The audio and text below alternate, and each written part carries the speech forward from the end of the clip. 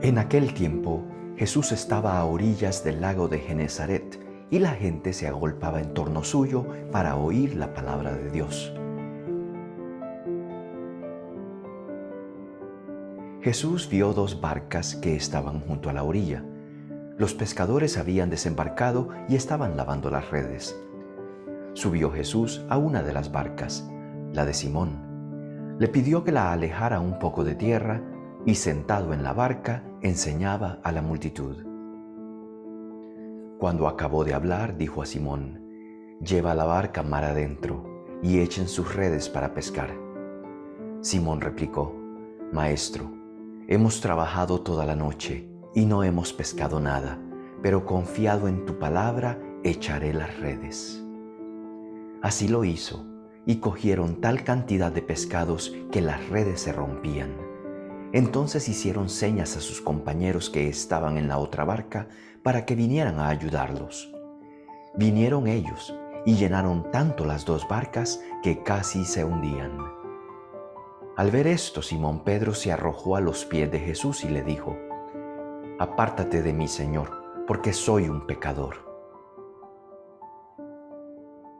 Porque tanto él como sus compañeros estaban llenos de asombro al ver la pesca que habían conseguido. Lo mismo les pasaba a Santiago y a Juan, hijos de Zebedeo, que eran compañeros de Simón.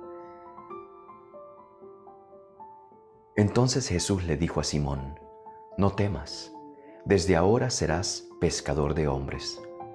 Luego llevaron las barcas a tierra y dejándolo todo, lo siguieron. Este domingo tenemos ese bello texto del capítulo 5 del Evangelio de San Lucas, lo que llamamos un relato de vocación de los discípulos. Pero si se fijaron en la narración, Jesús nunca dijo: «Déjenlo y síganme».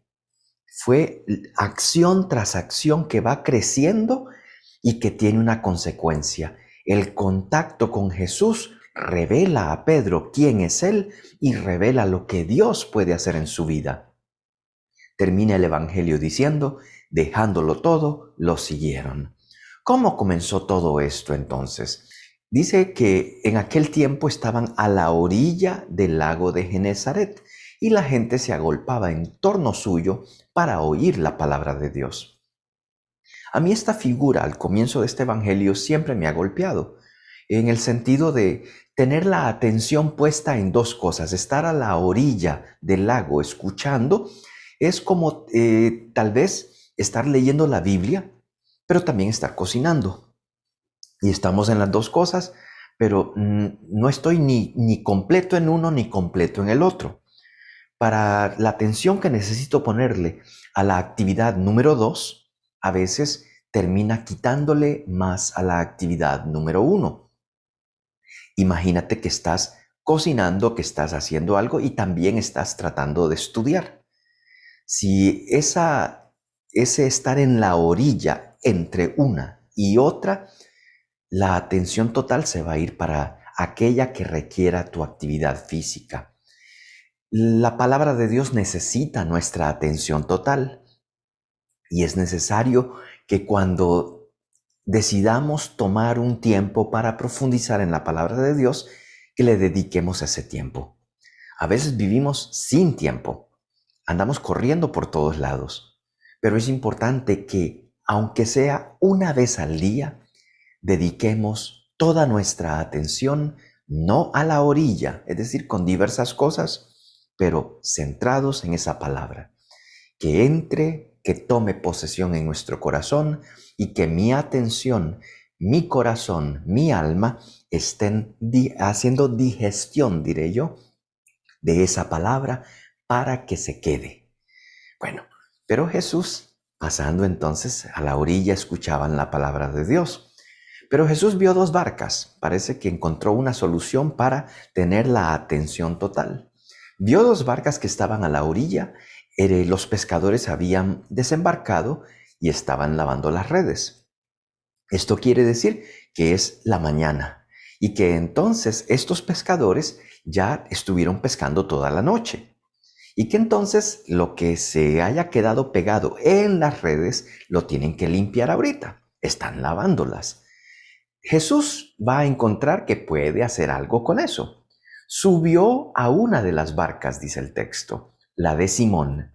Le pidió que la alejara un poco de tierra y sentado desde la barca enseñaba a la multitud. Me encanta esta imagen también porque hablamos de la barca de la iglesia, pero también mi vida es una barca. Así que puede ser las dos. Y Jesús dice que se subió a la barca de Simón. Una de las barcas, la de Simón, le pidió que la alejara un poco de tierra. Sentado en la barca, enseñaba a la multitud. Ahora es diferente, pero le está enseñando desde lo que es propiedad de Simón. Imagínese entonces que el Señor quiere subirse a su barca. Pues es como cuando recibimos la comunión. Entonces nos dicen, el cuerpo de Cristo quiere entrar a tu barca. Y usted y yo le decimos, amén, siga, bienvenido.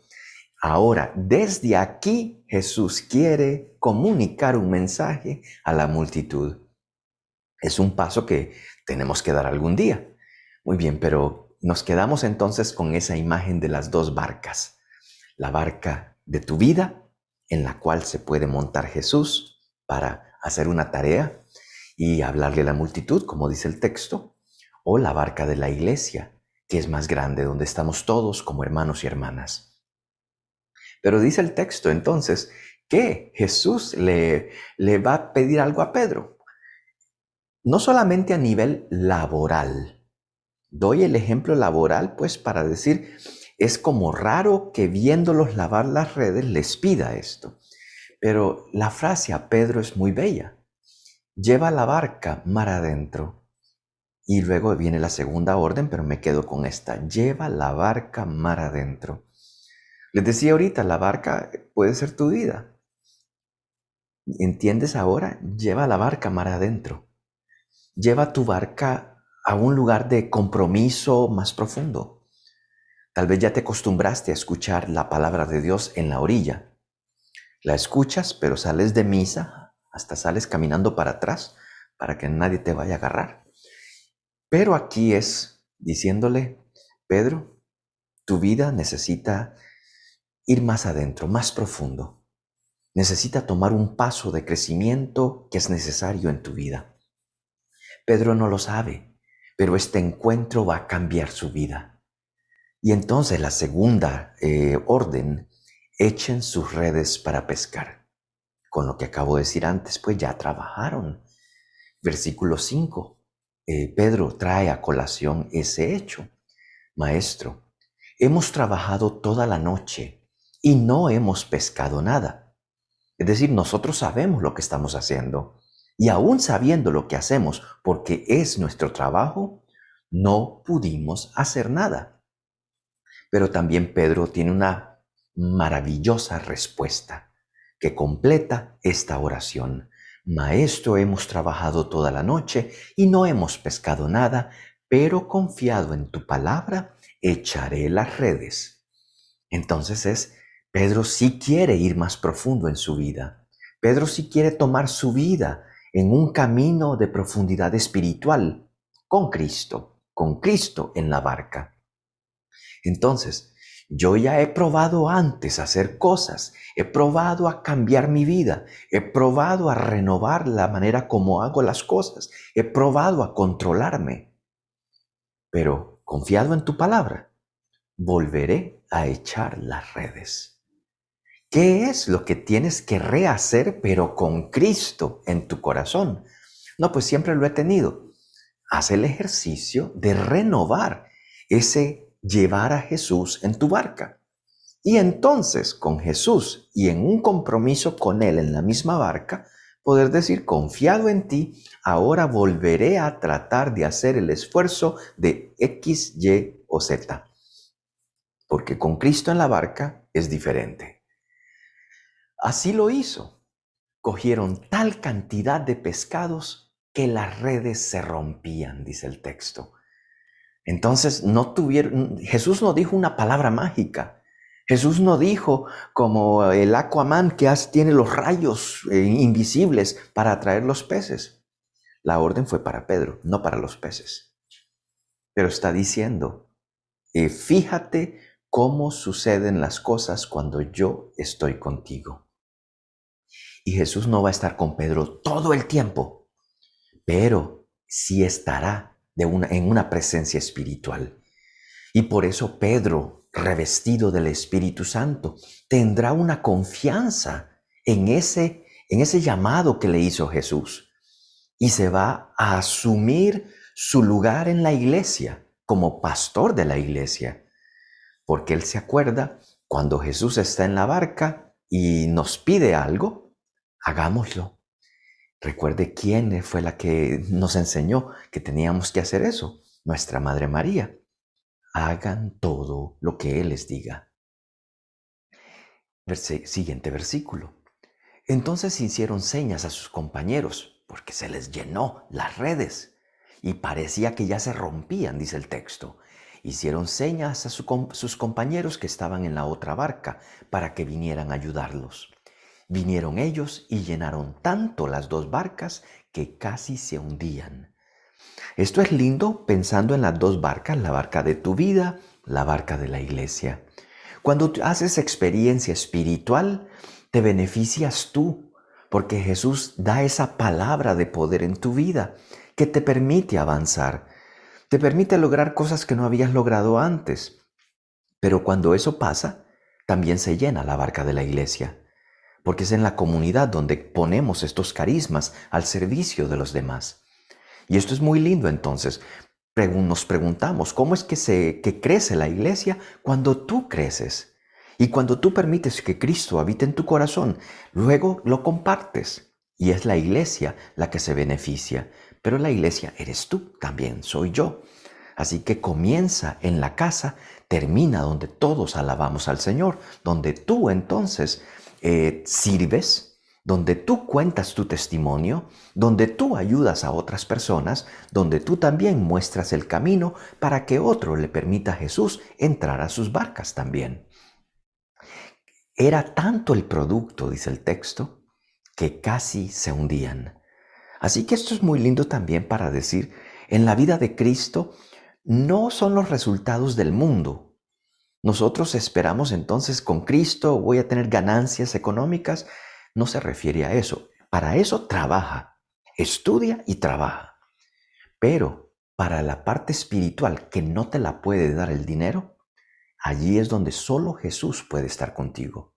Y solo en Él podemos tener la gracia entonces para que, purificándonos como el profeta Isaías en la primera lectura, soy un hombre que no soy digno, no soy digno de ti. Y el Señor purifica tus labios. El Señor entra a tu barca. El Señor te dice, tú eres importante para mí.